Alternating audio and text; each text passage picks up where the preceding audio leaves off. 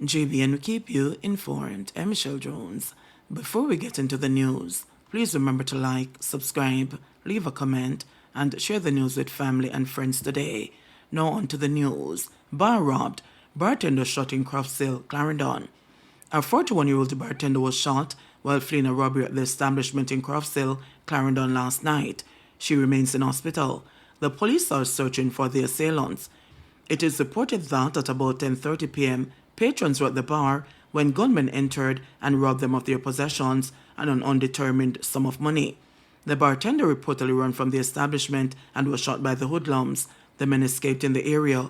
The Croft Sale Criminal Investigation Branch is probing the matter. Tension in Whitehall Avenue after one killed, two wounded. The Constant Spring police are keeping a close watch on sections of Whitehall Avenue. Following the deadly early morning shooting on Friday, 3 people were struck with bullets, one fatally. The deceased has been identified as Marlon McNeil, otherwise called Cripple, and he is believed to be the target of the attack. 2 other men, including an elderly, were hospitalized for multiple gunshot wounds.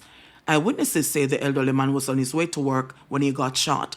I passed him on a pass, and the shot them start to ring out and him a turn back and pick up 2 shots in them hand. Across the road, the man is stand up, That means that anybody couldn't get shot, a resident said. Right now, Cripple was like a target. When he come stand up beside me find a way to move. Him did a play a sound system at the last spot, so people know him. The place is how get tense now. And Whitehall is a place where trouble set like rain. We just have to look and listen right now. This not pretty, the resident said. Some residents said that it was a blessing that school was not in session.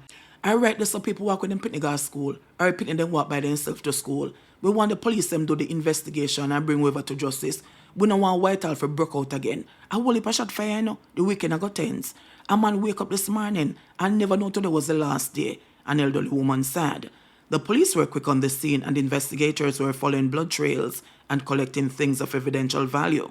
Senior officers said that Whitehall can be a problematic space, and so they'll be monitoring the space with a keen eye as the murder and shooting investigation takes its course. The St. Andrew North Police Division has recorded a 22% increase in murders and a 22% increase in shootings as at July 13.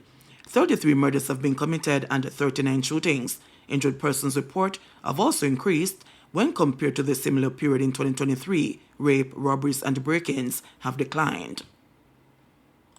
81-year-old woman killed in Clarendon house fire. An 81-year-old woman was killed in a house fire in Lionel Town, Clarendon on Saturday. The deceased has been identified as Frederica Williams of a Ponciana terrace address in Lionel Town. The police report that the fire was caused by a lit candle. Several southern communities across the central parish are still without electricity following the passage of Hurricane Beryl earlier this month. Just last week, at this month's sitting of the Clarendon Municipal Corporation, head of the Clarendon Fire Division, Superintendent Horace Thomas, warned against the use of candles to illuminate homes after at least 3 families in the parish lost their houses to fires following the hurricane. The police report that at about 12:46 a.m., a patrol team responded to calls that a 4-bedroom concrete dwelling was on fire in Ponciana Terrace in the Lionel Town housing scheme. On arrival, the police were informed by other occupants that an elderly woman was still inside. According to reports, upon investigation, the fire was started by a lit candle in the deceased woman's room. A unit from the Maypen Fire Department responded to the incident, and following cooling down operations, the octogenarian starred remains were found inside the room. The elderly woman was subsequently confirmed dead at hospital. An estimated value of the damage has not yet been determined. In January, a 60-year-old man died in a house fire in Owell's Content, Yorktown in the parish. Reports theorized the raise was linked to an electrical malfunction. In March, a 65-year-old man also perished in a house fire in Tollgate. In March, a 65-year-old man also perished in a house fire in Tollgate in a reported act of arson. $2.7 billion to repair schools damaged by Beryl. Work starts Monday. Come Monday, the Ministry of Education will start rebuilding activities for schools severely damaged by Hurricane Beryl. Speaking Friday morning at a press conference on the ministry's Beryl disaster plan, Education Minister Favour Williams said the damage stands at some $2.7 billion.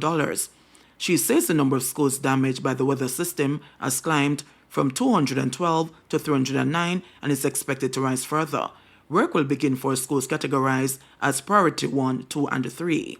Priority 1 would be those schools that have been severely damaged, that we have to begin the restoration in order to have them in a place where they can be safely open come September 2nd. We have 85 of those schools.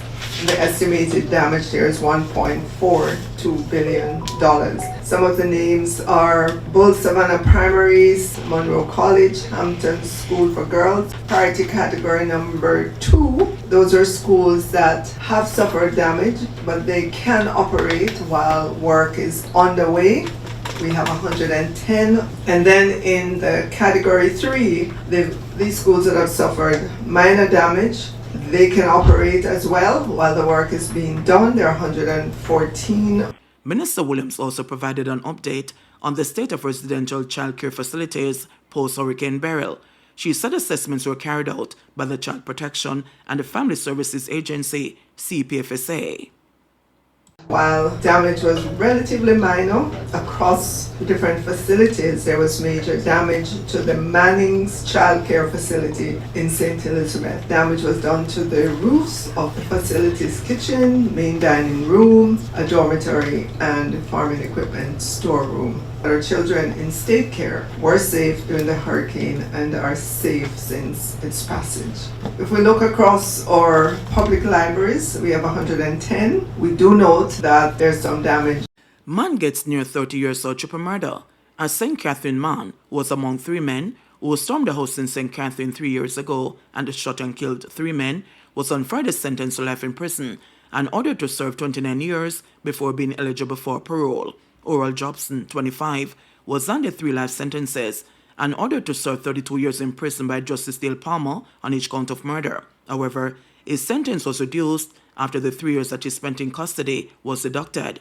He was also sentenced to 13 years for illegal possession of firearm, but the judge ordered that the sentences must run concurrently. The prosecution had asked for a starting point of 45 years, while Jobson's lawyer had asked for a 40-year starting point. The judge, however, started at 20, noting that the convicted killer's fairly young age played a significant role in the sentence that was delivered. Had he been an older person, had he prior convictions, let's just say that minimum period to be served would have been higher, he said. Jobson was found guilty of the charges on March 1, following his trial in the gun court. The prosecution led evidence that the 3 victims were home with their family members on July 9, 2021, when hoodlums, including Jobson, kicked open their door and shot and killed Taffa William, 42, Rashid Vassell, 25, and the 24-year-old Jason Mighty. The shooting occurred at 12:20 a.m. Shortly after the men and their relatives had finished a game night outside their home and were about to retire to bed. The family heard sounds at the door before men shouted, "Open up, police!" However, the men picked up that it was a trick.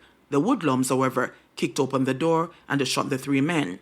An eyewitness had testified that one of the men pointed a gun at her and her child, and that her child's father intervened and tackled the gunman. However, she said Jobson went to the gunman's aid by jumping on her partner before he was overpowered and killed. Following the incident, only Jobson was arrested and charged, but he has since maintained that he was not involved in the triple murder.